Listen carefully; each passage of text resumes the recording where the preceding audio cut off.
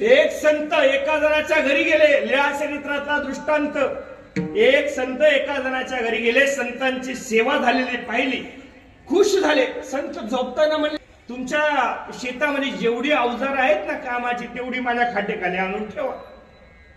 जुन्या काळातली भोळी भावडी माणसं म्हणजे ठीक आहे बाबा. बाजेवर झोपले संत आणि त्यांच्या कॉट खाली बाजे खाली त्यांनी विळा फावडे शेतामध्ये लागणारं सगळं साहित्य आणून ठेवलं. सकाळ झाली, संत उठले आणि निघून गेले. पश्चातपारी उठले, निघून गेले.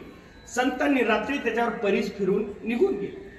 गेल्यानंतर सकाळ झाली आणि सकाळ सकाळी तो शेतकरी राजा कुदळ फावडं घेऊन पोट खालचा तो शेताकडे निघाला.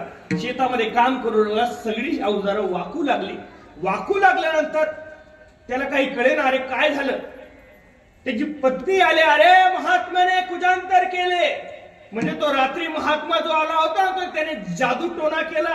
आपली सगळी अवजारं वाकू लागली. आता काय करायचं, काय करायचं म्हटल्यानंतर त्याच वेळेस नभामध्ये सूर्य उगवला. सूर्याचं किरण त्या अवजारांवर पडलं. त्याच्यावरची माती बाजूला झाली आणि चमकणारं सोनं दिसू लागलं.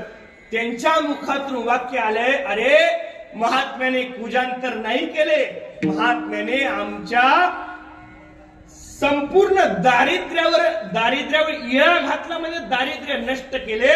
संतांच्या संगतीमुळे, परिसाच्या संगतीमुळे जसे सोन्यात लोखंडाचं सोनं होतं तसं संतांच्या संगतीमुळे माणसातला माणूस जागा होतो, एवढं मात्र नक्की. म्हणून परिसाच्या संगे लोहाचे सुवर्ण, परिसाच्या संगे लोहाचे सुवर्ण, तयाचे हीनपण नष्ट झाले.